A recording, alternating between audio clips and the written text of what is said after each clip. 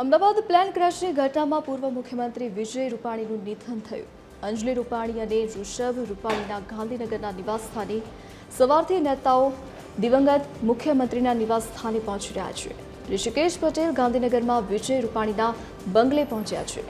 જગદીશ વિશ્વકર્મા પણ વિજય રૂપાણીના નિવાસસ્થાન પર પહોંચ્યા છે। ઋષિકેશ પટેલે વિજય રૂપાણીના પરિવારજનોની મુલાકાત લીધી। અમારા માટે ભાજપ અને ગુજરાત માટે સમાજસેવી આગેવાન ગુમાવ્યા, ઋષિકેશ પટેલે કહ્યું। વધુમાં તેમણે કહ્યું કે વિદ્યાર્થી કાળથી જ સંઘર્ષ કરતા રહ્યા છે, કાયમ એમનો સધિયારો મળતો રહ્યો છે, તો દુઃખદ પડની અંદર સૌને શક્તિ આપે તેવી વાત પણ ઋષિકેશ પટેલે કરી।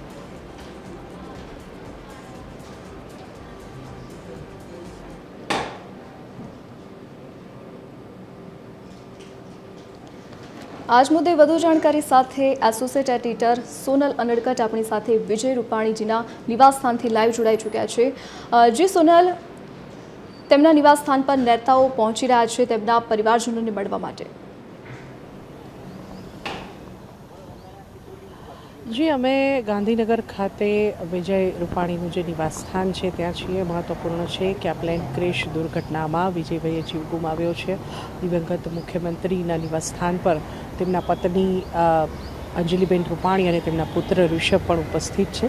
તેમને સાંત્વના પાઠવવા માટે થઈને અલગ અલગ જે નેતાઓ છે, તેમના પરિવારજનો છે, સમર્થકો છે, ખાસ કરીને તેમના જે મિત્રો છે તેઓ અહીં પહોંચી રહ્યા છે। એના જે દ્રશ્યો છે તે હું આપને બતાવવા માંગીશ। જોઈ શકો છો ઉદયભાઈ કાનગડ અહીં પહોંચ્યા છે શ્રદ્ધાંજલિ પાઠવવા માટે થઈને। આપણે તેમની સાથે વાત કરીશું। ઉદયભાઈ, વિજયભાઈનું બહુ મોટું નુકસાન ગયું છે સૌરાષ્ટ્રને, રાજકોટને, ગુજરાતને, શું કહેશો? પહેલાં તો 12 તારીખે જે એર ઇન્ડિયાની જે વિમાનની દુર્ઘટના બની અને એમાં જેઓ મૃત્યુ પામ્યા છે તેમને શ્રદ્ધાંજલિ અર્પણ કરું છું। સાથે સાથે એ જ ફ્લાઇટમાં એક ભારતીય જનતા પાર્ટીને, રાજકોટને, સૌરાષ્ટ્રને, ગુજરાતને એક એવા રાજનેતા, સંવેદનશીલ, લાગણીશીલ અને અનેક કાર્યકર્તાઓનું એમને ઘડતર કર્યું છે। સમગ્ર જીવન એનું ભારતીય જનતા પાર્ટીના કામ માટે, એક રાષ્ટ્રવાદી વિચાર માટે અને લોકોની સેવા માટે એમનું જીવન એમને સમર્પિત કરેલું એવા અમારા વિજયભાઈ અમારી વચ્ચે નથી રહ્યા। અમને ખૂબ દુઃખ છે અને આ ન પૂરી કરી શકાય એવી ખોટ છે। પરમ કૃપાળુ પરમાત્માને પ્રાર્થના કરું કે વિજયભાઈ અને તમામ જે કંઈ આ દુર્ઘટનામાં જેઓના મૃત્યુ થયા છે તમામને પરમાત્મા એમના આત્માને શાંતિ આપે। બીજું, વિજયભાઈ રાજકોટ માટે તો અમે તો અમારા હતા, પોતાના હતા। અમે એમ કહેતા કે રાજકોટ કા બેટા, ગુજરાત કા નેતા। હવે અમે એ શબ્દ નહીં બોલી શકીએ। ઉદયભાઈ ભાવુક થઈ ગયા છે। તેમનું કહેવું છે જે સંસ્મરણો છે તેમની સાથેના, તેમણે કહ્યું કે જે શબ્દો અમે કહેતા હતા એ ગૌરવ સાથે કહેતા હતા કે રાજકોટ કા બેટા, ગુજરાત કા નેતા, પણ હવે એ જે શબ્દો છે તે શબ્દો બોલી નહીં શકાય, એ ગૌરવ નહીં લઈ શકાય। આ વાત ઉદયભાઈએ હાલ TV13 સાથેની એક્સક્લુઝિવ વાતચીતમાં રજૂ કરી છે। તેમની જે સંવેદના છે તેમણે TV13 સાથે શેર કરી છે। મહત્વપૂર્ણ છે, એક પછી એક જે નેતાઓ છે તે અહીંયા પહોંચી રહ્યા છે। અહીંયાના જે દ્રશ્યો છે તે હું આપને બતાવવા માંગીશ કે એમનું નિવાસસ્થાન છે ગાંધીનગર ખાતે। અહીં રાજકોટથી ધનસુખ ભંડેલ પણ પહોંચ્યા છે। સાથે સાથે સૌ પ્રથમ સવારે આરોગ્ય મંત્રી ઋષિકેશ પટેલ અહીં પહોંચ્યા હતા અને તેમણે સાંત્વના પાઠવી હતી। વિજયભાઈના જે પુત્ર છે તેઓ પણ અહીં પહોંચી ચૂક્યા હતા આજે સવારે અને સૌ તેમને મળવા માટે, તેમને સાંત્વના પાઠવવા માટે અહીં પહોંચી રહ્યા છે। બચુ ખાબડ મંત્રી છે તેઓ પણ અહીં પહોંચ્યા હતા થોડી મિનિટો પહેલાં। સાથે જ મહત્વપૂર્ણ છે શંકરસિંહ વાઘેલા પૂર્વ મંત્રી, તેઓ પણ અહીંયા પહોંચ્યા હતા અને તેમણે પણ વિજયભાઈની કામગીરીની સરાહના કરતાં કહ્યું હતું કે વિજયભાઈ જ્યારે એબીવીપીમાં તેમની કારકિર્દી શરૂ કરી ત્યારથી શરૂ કરી અને સાથે સાથે જ જ્યારે તેમણે અંજલિબેન સાથે લગ્ન કર્યા ત્યારથી હું તેમના પરિચયમાં છું અને જે પ્રકારે વિજયભાઈએ મુખ્યમંત્રી સુધીની સફર ખેડી, એબીવીપીથી શરૂ કરી અને મુખ્યમંત્રી પદ સુધીની જે સફર ખેડી તેમાં હું તેમનું સાક્ષી રહ્યો છું। આવી વાત પણ શંકરસિંહ વાઘેલાએ કરી। પણ જે પ્રકારે અત્યારે અહીં નેતાઓ તેમના લોકલાડીલા નેતાને ખાસ કરીને વિજયભાઈએ એક એવી અલગ જ લોકપ્રિયતા મેળવેલી હતી, ચાહે તે કાર્યકર્તાઓ હોય, નાગરિકો હોય કે પછી તેમના મિત્રો સંબંધીઓ હોય. અહીંયાના જે દ્રશ્યો છે તે હું આપને બતાવવા માગીશ. જોઈ શકો છો કે તેમના પરિવારને દિલસોજી પાઠવવા માટે ક્યાંથી અલગ અલગ લોકો આવી રહ્યા છે અહીં તેમને મળવા માટે થઈને. રાજકોટથી પણ તેમના સંબંધીઓ જે છે તેઓ અહીં પહોંચી ચૂક્યા છે. આજે સવારે જ એક પછી એક લોકો અહીં પહોંચી રહ્યા છે. તેમના જે નેતા છે તેમને દિલસોજી પાઠવવા માટે થઈને ભાનુબેન બાબરિયા છે તેઓ પણ શ્રદ્ધાંજલિ પાઠવીને આવ્યા છે. આપણે તેમને પૂછવાનો પ્રયત્ન કરીએ. બેન, વિજયભાઈની ખોટ છે, શું કહેશો? ખૂબ ખોટ પડી છે વિજયભાઈની. પ્લેન દુર્ઘટનામાં જેટલા પણ યાત્રિકો અને જે લોકો મૃત્યુ પામ્યા છે બધાને મારી શ્રદ્ધાંજલિ અર્પણ કરું છું. અને વિજયભાઈની પરિવારમાં તો ખોટ પડી છે પણ રાજકીય પણ ખૂબ મોટી ખોટ પડી છે. ભાનુબેન બાબરિયાનું કહેવું છે કે જે પ્રકારે તેઓ પણ દિલસોજી પાઠવીને હમણાં જ બહાર આવ્યા છે, તેમનું પણ એ જ કહેવું છે કે પરિવારને ખોટ પડી છે પણ સૌથી વધારે મોટી ખોટ જે છે તે રાજકીય રીતે પણ પડી છે. જે પ્રકારે વિજયભાઈની કારકિર્દી રહી, જે પ્રકારે તેમણે તમામ કામગીરી કરી, તમામ જે સુકાન તેમને સોંપાયા તે તેમણે સંભાળ્યા. ખુદ વડાપ્રધાન નરેન્દ્ર મોદીએ પણ તેમના ટ્વીટમાં એ વાત જણાવી છે કે જે કોઈ પણ જવાબદારી વિજયભાઈને સોંપવામાં આવી તે તેમણે સુપેરે બજાવી છે. અને મુખ્યમંત્રી પદ તરીકેની તેમની જે કામગીરી હતી, અહીંયાના જે દ્રશ્યો છે તે હું આપને બતાવવા માગીશ. દીપિકાબેન પહોંચ્યા છે. બેન, વિજયભાઈને આપ સાંત્વના પાઠવા પરિવારને પહોંચ્યા છો, શું કહેશો વિજયભાઈ?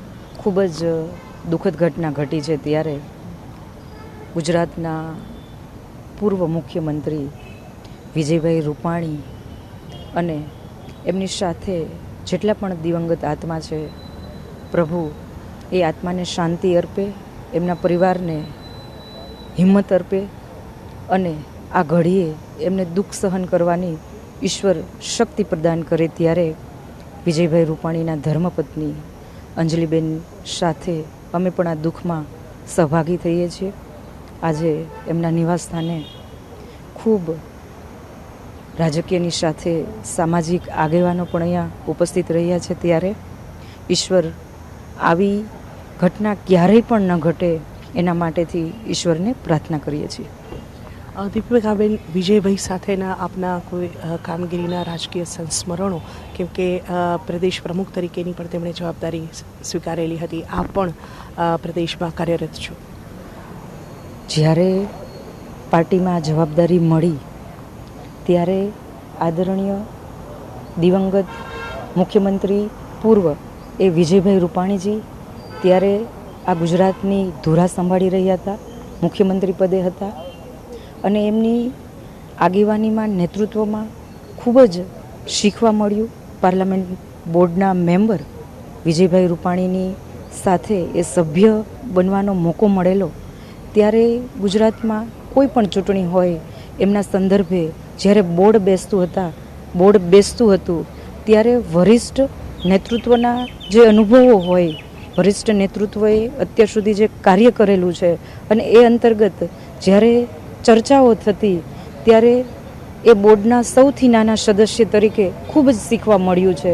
અને આવી રીતે આ વિજયભાઈ રૂપાણીજી ગુજરાતના મુખ્યમંત્રી તરીકે એમને જે ગુજરાતમાં કાર્ય કર્યું છે, એક સંઘમાંથી એબીવીપીથી એમને શરૂ કરેલું કાર્ય અને આપણા છેલ્લે પંજાબના પ્રભારી તરીકે એમને જે કાર્યો કર્યા છે, ત્યારે ગુજરાતના દરેક જનતાના હૃદયમાં હરહંમેશ એ જીવંત છે અને રહેશે. તો આ હતા દીપિકાબેન સરડવા, જેમનું કહેવું છે કે વિજયભાઈએ જે પ્રકારે કામગીરી કરી છે, આઈબીવીપીથી શરૂ કરી અને પ્રદેશ પ્રમુખ તરીકે અને મુખ્યમંત્રી તરીકે સૌના હૃદયમાં તેઓ સ્થાન પામ્યા છે તેમની કામગીરી અને તેમના સ્વભાવના કારણે. અને ખાસ કરીને જે રીતે તેમણે તેમની પાસેથી શીખવાની વાત કરી કે જ્યારે બોર્ડ મિટિંગ થતી હતી અને ત્યારે તેમના તરફથી જે માર્ગદર્શન મળતું હતું પ્રદેશને અને ભાજપને, પક્ષને, તેમના તરફથી જે માર્ગદર્શન આવતું હતું સામે, તેના કારણે થઈને જે એક કામગીરી છે તે કરવાની તેમને આનંદ આવી રહ્યો હતો અને કંઈક શીખવા, નવી વાત તેમને તેમના નેતૃત્વમાં એક શીખવા મળી રહી હતી, તે પણ તેમણે વાત કરી. અનેક લોકો અહીં અંજલિબેનને મળવા માટે થઈને અહીં આવી રહ્યા છે. વાત કરીએ જો તેમના મૃતદેહની તો હજુ સુધી DNA મેચિંગની જે પ્રક્રિયા છે તે ચાલી રહી છે. DNAનું પરીક્ષણ જે છે તેના રિપોર્ટ્સ જે છે તે હજુ સુધી સામે આવ્યા નથી. એ જ્યાં સુધી સામે નહીં આવે ત્યાં સુધી જે મૃતદેહ છે પૂર્વ મુખ્યમંત્રીશ્રીનો, દિવંગત મુખ્યમંત્રીશ્રીનો, તે હજુ સુધી તેમના પરિવારને જ્યાં સુધી રિપોર્ટ નહીં આવે ત્યાં સુધી નહીં સોંપાય. પણ મહત્વપૂર્ણ છે કે જે રીતે અત્યારે ગમગીની છવાયેલી છે તેમના પરિવારમાં અને સાથે સાથે જ તેમના મિત્રોમાં અને સૌથી વધારે તો જે રાજકીય વર્તુળમાં જે એક ખોટ અને ગમગીની બંને છવાયેલા છે, તમામ લોકો અહીં પહોંચી રહ્યા છે અંજલિબેનને સાંત્વના પાઠવવા માટે થઈને તેમના પરિવારની સાથે આ દુઃખમાં સૌ ઊભા રહેવા માટે અહીં પહોંચી રહ્યા છે. જી સોનલ, વિગત સાથે જોડાવા બદલ આપનો આભાર. તો પૂર્વ મુખ્યમંત્રી વિજય રૂપાણીના નિવાસ સ્થાન પર તમામ લોકો પહોંચી રહ્યા છે તેમને શ્રદ્ધાંજલિ પાઠવવા માટે, તેમના પરિવારને મળવા માટે. સમગ્ર ભારતવાસીઓના દિલને ઝંઝોડી નાખે અને ખૂબ જ ક્ષુબ્ધ કરે એવી આ ઘટનામાં જે પ્રકારની ઘટના બની છે એમાં આદરણીય વિજયભાઈ પણ સવાર હતા. અમારા માટે, ભારતીય જનતા પાર્ટી અને ગુજરાત અને દેશ માટે પણ એક એવા સમાજસેવી, રાજનીતિજ્ઞ અને લોકોના હિત માટે સતત કામ કરતા સંઘર્ષશીલ વિદ્યાર્થી કાળથી એવા એક અમે અમારા આગેવાન ગુમાવ્યા છે. એમની સલાહ સૂચન એ કાયમ અમને મળતા રહ્યા છે. એમનો સધિયારો પણ મળતો રહ્યો છે. ખૂબ દુઃખદની આ વિપદા છે. પરમેશ્વરને પ્રાર્થના છે કે આ દુઃખદ પળની અંદર પ્રભુ બધી જ રીતે આ ગુજરાત અને સમગ્ર ભારત ઉપરથી નાની મોટી વિપદાઓથી બચાવે. और टेक ऑफ के समय ऐसा हादसा हो वेरी इम्पॉसिबल, बहुत कम केसेस में ऐसा होता है. मैं उसको ह्यूमन एरर कहता हूँ. यहाँ आते ही रात को 9 बजे साइट पर गए. होम मिनिस्टर हमारे हर्ष संघवी भी वही थे. तो देखा हमने कि हॉस्टल के स्टूडेंट जो थे जिसके ऊपर ये गिरा, वहीं से बॉडी निकाल रहे थे रात को 9 साढ़े 9 बजे तक भी. Beyond imagination. ये सुनने के बाद ऐसा लगा कि कॉमर्शियल फ्लाइट जो है इनका कॉमर्शियल रिटर्न की अपेक्षा होती है, तो इंस्पेक्शन इसका सही हो, बार बार हवाई जहाज़ का मुलायजा लिया जाए और इनके ऊपर स्ट्रांगली जो नियमन लगना चाहिए वो लगना चाहिए.